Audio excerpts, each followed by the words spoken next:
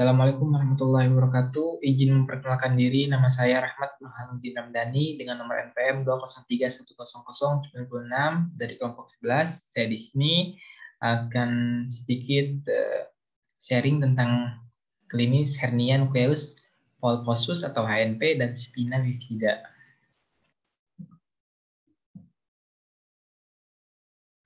Untuk hernia nukleus atau HNP, untuk definisinya, hernia nukleus polposus adalah penyebab paling umum dari nyeri sciatik dan salah satu indikasi paling umum untuk operasi tulang belakang di seluruh dunia.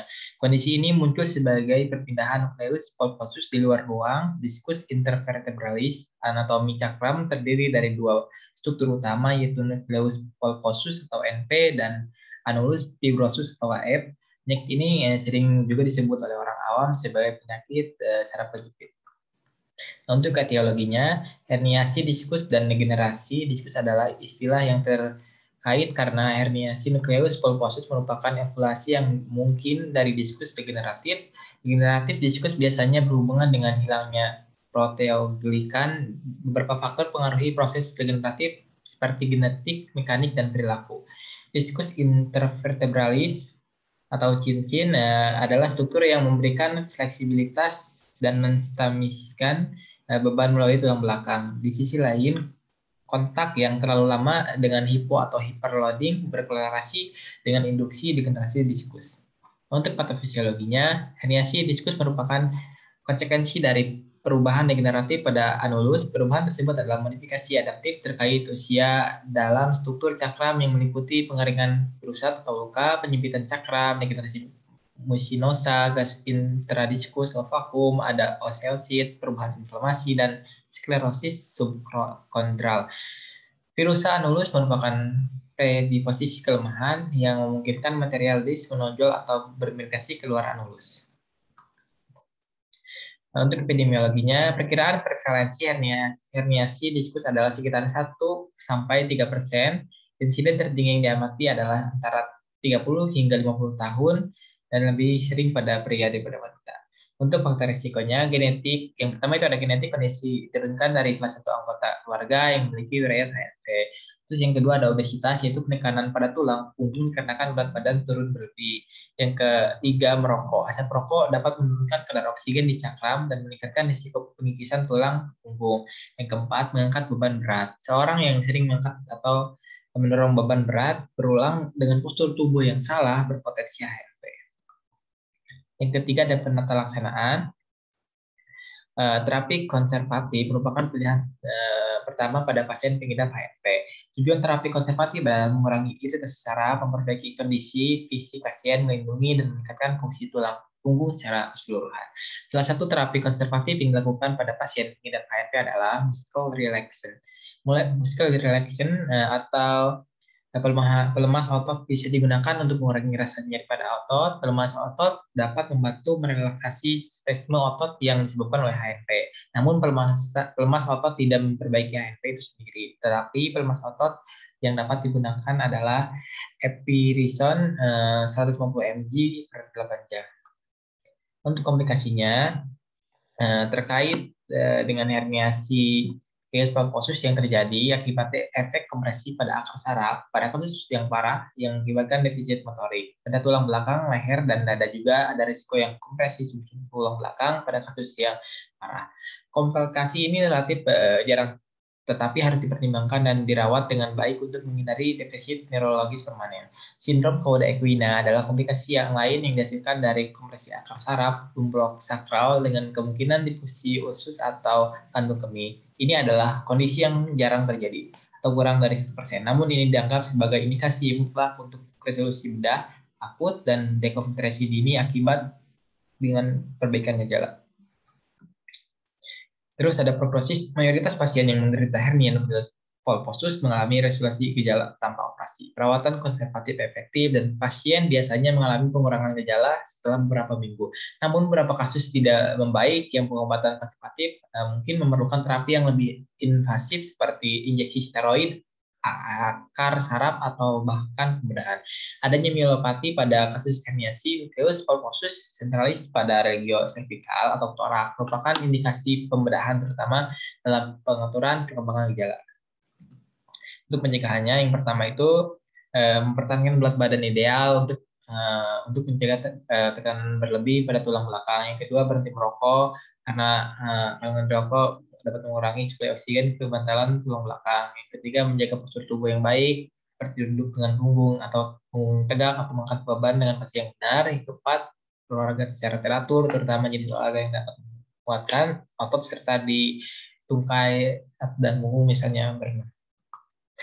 Terus yang kedua, masuk kita ke klinis spina bifida.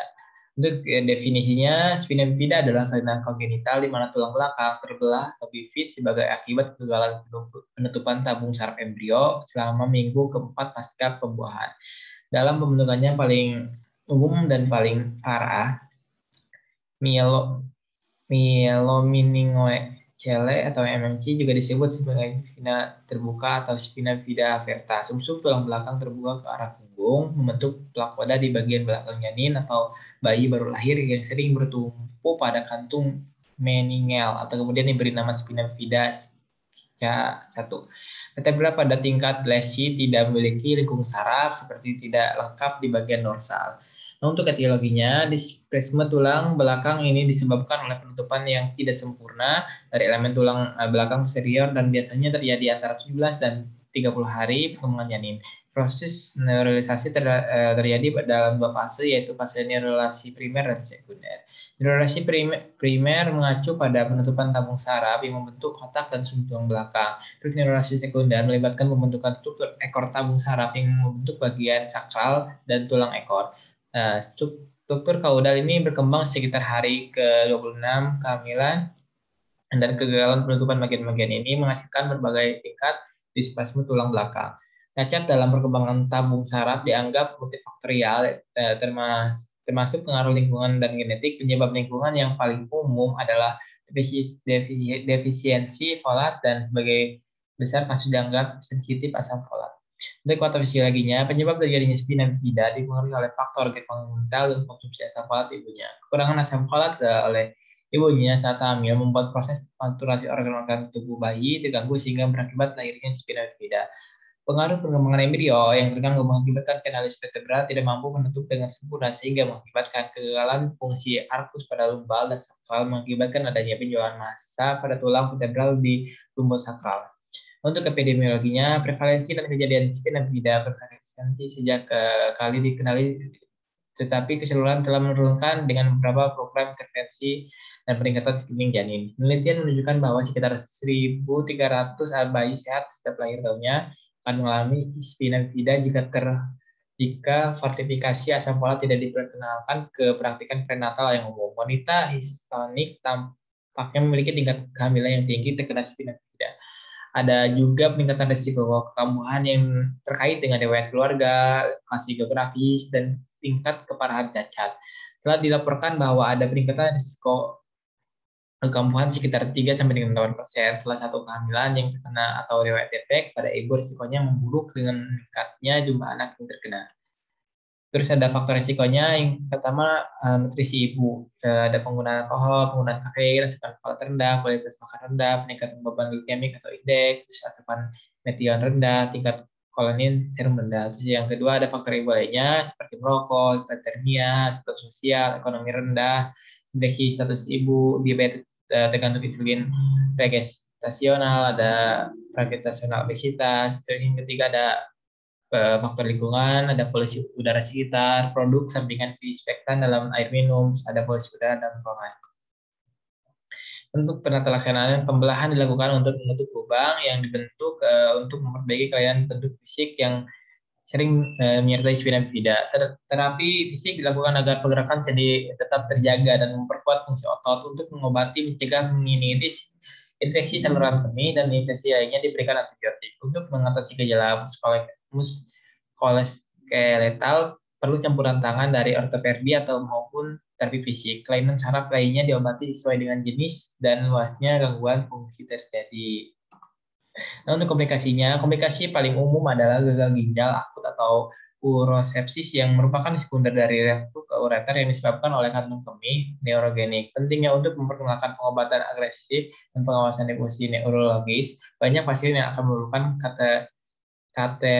kateterisasi intermittent untuk manajemen urin. Skolisis yang juga merupakan umur dengan sekitar 33% pasien yang terkena, diikuti oleh nyeri kronis pada 29% dan epilepsi pada 12%. Tingkatan risiko patah tulang dikaitkan dengan NTB juga kemungkinan sekunder akibat osteopenia, kontraktur, penurunan sensasi, dan imobilitas. Ada juga hubungan unik dengan alergi latex karena sekitar 10% dan 73% pasien dengan spina bifida hadir dengan alergi latex.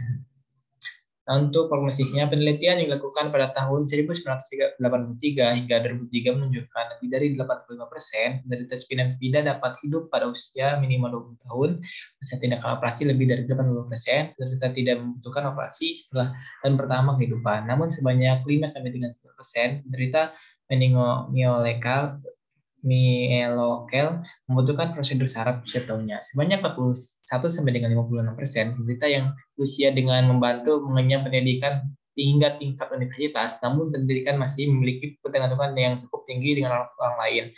Yang ditunjang dengan data-data statistik sebanyak 43-73 spina bifida yang berusia dewasa masih hidup dengan orang tua. Selain itu, fakta ini ditunjang dengan hanya 36-48% penderita yang bekerja secara purna waktu maupun paruh waktu. Prognosis terkait fungsi dalam pekerjaan dipengaruhi oleh masing tingginya diskriminasi dan stigma terhadap penderita serta kurangnya pelatihan. Untuk pencegahannya yaitu mempertahankan berat badan yang ideal, untuk mencegah tekanan lebih pada tulang belakang. Terus berhenti merokok karena kandungan dalam merokok bisa mengurangi suplai oksigen ke mantulan tulang belakang. Yang ketiga, menjaga posisi tubuh yang baik seperti duduk dengan punggung yang tegak atau mengangkat bebannya dengan posisi yang benar. Yang keempat, berolahraga secara teratur, terutama jenis olahraga yang dapat menguatkan otot sendi dan ditungkai punggung, misalnya berenang. Mungkin untuk materi yang saya ambil itu dari buku Ajar Patologi Dasar Robin edisi 10 dan jurnal Medical NCBI. Mungkin itu saja yang bisa saya sampaikan. Mohon maaf bila ada salah kata dalam penyampaian saya. Mohon dimaafkan. Mungkin diakhiri saja dengan doa Rabbana atina fid dunya hasanah wa fil akhirati hasanah wa qina adzabannar. Wassalamualaikum warahmatullahi wabarakatuh.